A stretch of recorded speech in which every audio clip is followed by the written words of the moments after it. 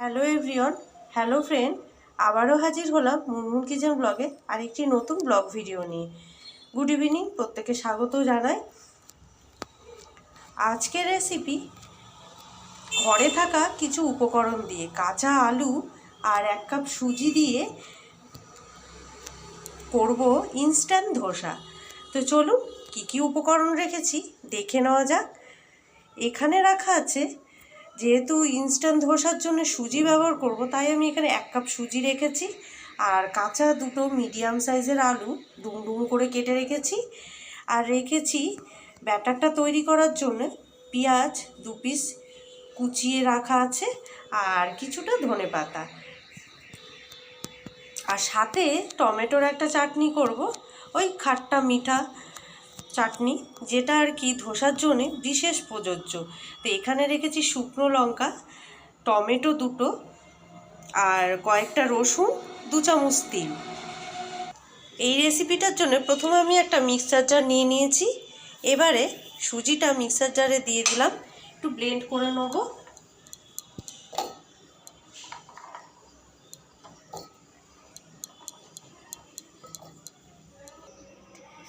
আর দিয়ে দেবো 2টো কাঁচা লঙ্কা, সাথে দিয়ে দেবো 1/2 চামচ নুন।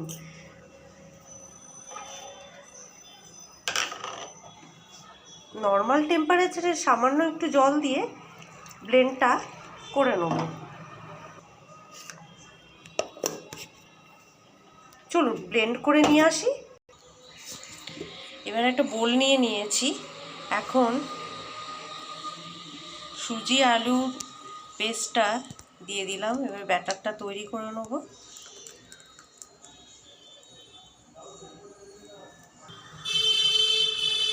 এবারে এই ব্যাটারের মধ্যে দিয়ে দেবো পেঁয়াজ কুচানো আর কুচনো ধনেপাতা। এখানে গাজর দেওয়া যায়, কিন্তু গ্রেট করে, হয় খুব কিমা করে কুচাতে হবে, না হয় তো গ্রেট করতে হবে। গাজরও দেওয়া যায়, তো আমার ঘরে এটাই ছিল, এটাই দিয়েছি, ধনেপাতার পেঁয়াজ। আর দিয়ে দেবো একটু লঙ্কার গুঁড়ো। নুন তো আমি তখনই দিয়েছি, ব্যাস আর কিছু নয়। এবার ব্যাটারটাকে একটু ভালো করে মিশিয়ে নেব।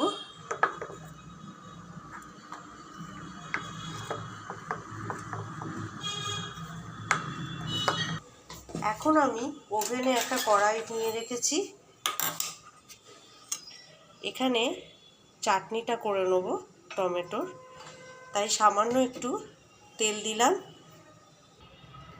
ব্যাটারটা কিন্তু বেশ পাতলা রাখতে হবে, এরকমই থিকনেস করতে হবে। এখন আমি কিছুক্ষণ একটু রেস্টে রেখে দেবো। আর ওই যে ওভেনে কড়াইটা রেখেছি, তাতে অল্প তেল দিয়েছি, তেলটা গরম হয়ে গেছে। এখন দিয়ে দেবো শুকনো লঙ্কা,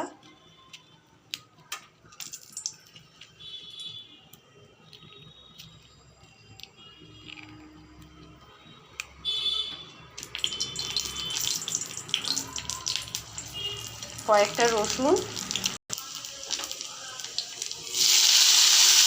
তিল আর টমেটো।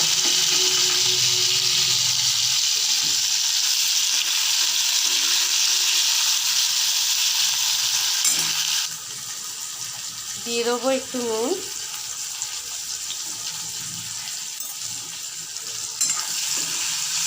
দু 3 মিনিট একটু ভালো করে নেড়ে চেড়ে তারপরে এটাকে ঠান্ডা করে একটু ব্লেন্ড করে নিতে হবে।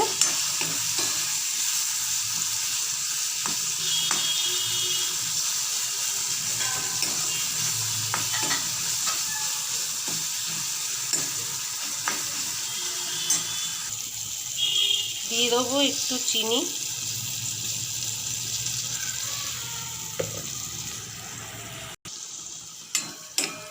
ওই যে আগেও বললাম আমি, এটা একটা খাট্টা মিঠা হবে, ঝাল ঝাল টক টক মিষ্টি মিষ্টি।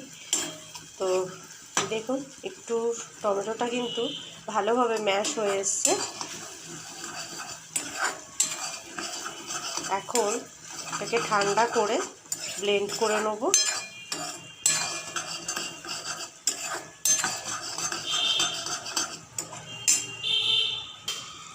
অফ করে দিলাম। এখন আমি ওভেনে একটা ফ্রাই প্যান রেখেছি, তাওয়া রাখলেও হয়। এখন একটু অয়েল ব্রাশ করে দিচ্ছি।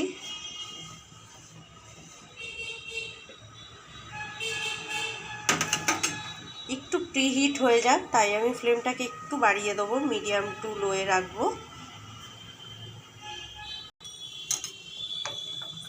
প্রিহিট করা হয়ে গেছে। এখন ব্যাটারটাকে একটু নেড়ে নিয়ে তারপরে দিয়ে দেবো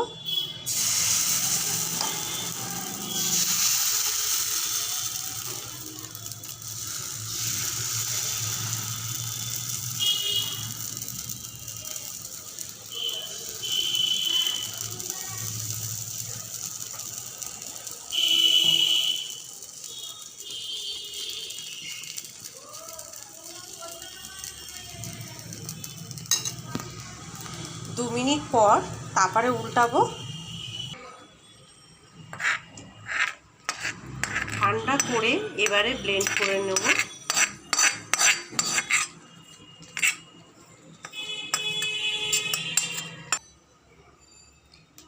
এবারে একটু আবারও অয়েল ব্রাশ করে দেবো ওপর থেকে। আর যতক্ষণ না সাইডগুলো একটু লালচে হয়ে আসছে, ওই ধরুন 1-2 মিনিট ওভেনে রাখতে হবে একটা পাশ,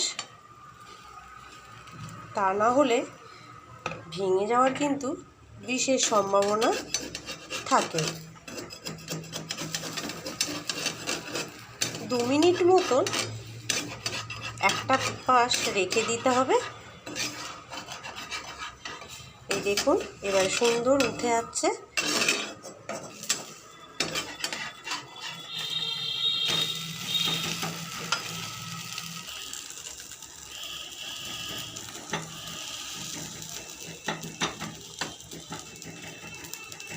খুব ইজিভাবে কিন্তু উঠে গেল। যত ব্যাটার পাতলা হবে তত কিন্তু ক্রিসমি হবে। আরও আমি 1-2 মিনিট এই পাশটা রেখে দিলাম উল্টে, যেহেতু অয়েল ব্রাশ করেছি। ফ্লেমটা কিন্তু লোয়ে রেখে করতে হবে। চলুন এবারে উঠিয়ে নিই।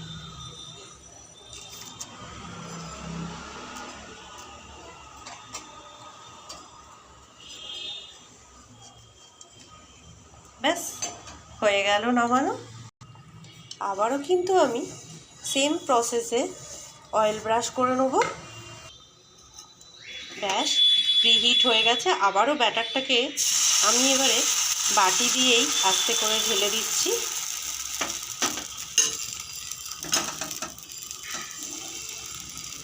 আর ফ্রাই প্যানের হ্যান্ডেলটা ধরে এভাবে ঘুরিয়ে নিলে ঝটপট থিকনেসটা পাতলাই থাকবে, তা না হলে মোটা হয়ে যাবে। ব্যাস ফ্লেমটা কিন্তু অতি অবশ্য লোতে রেখে দিচ্ছি। চলুন 2 মিনিট পর আবারও আসছি। এবারে উপর থেকে আবারও আমি একটু অয়েল ব্রাশ করে দেবো। আর যতক্ষণ না সাইডগুলো ব্রাউনিশ হয়ে আসছে ততক্ষণ কিন্তু একেবারেই উল্টানো যাবে না, তাহলে ছিঁড়ে যাওয়ার সম্ভাবনা বিশেষ থাকে। আস্তে আস্তে করে খুন্তি বা চাকু যে কোনো কিছু সহযোগিতায় এভাবে সাইডগুলোকে পুরো দেখে নিতে হবে। আমি কিন্তু একটু উল্টে নিলাম, না হলেও চলে, কিন্তু দেখেছেন তো একটা পাশ কিন্তু এরকম ব্রাউনিশ হয়ে যাবে।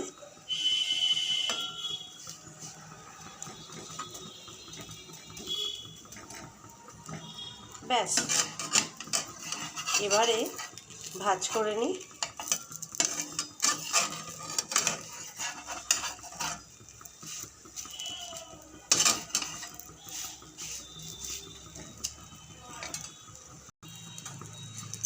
ব্যাস ভীষণই নরম এবং ক্রিসমি হবে।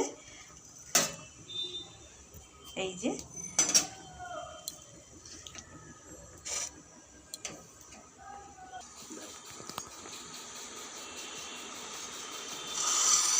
এই তো, তাহলে আজকে আমার এই খাট্টা মিঠা টমেটো চাটনি আর এই যে ধোসা, তো কেমন লাগলো রেসিপিটা বলবেন কিন্তু। আর দেখেছেন তো ঘরোয়া কিছু উপকরণ, আলু সুজি দিয়ে কত সুন্দর একটা হেলদি অ্যান্ড টেস্টি ব্রেকফাস্ট বলুন বা স্ন্যাক্সের জন্য বলুন, সন্ধ্যের ইভিনিংয়ের স্ন্যাক্স হিসেবেও ভীষণভাবে কিন্তু প্রযোজ্য। তো চলুন তাহলে এখানে ব্লগ ভিডিওটি শেষ করছি। আগামী আরেকটি নতুন ব্লগের সঙ্গে খুব শিগগিরই দেখা হচ্ছে। এতক্ষণ ধরে ভিডিওটা দেখার জন্যে অসংখ্য ধন্যবাদ প্রত্যেককে। আর এই রেসিপি যদি ভালো লাগে করে খেয়ে দেখার বিশেষভাবে অনুরোধ রইল।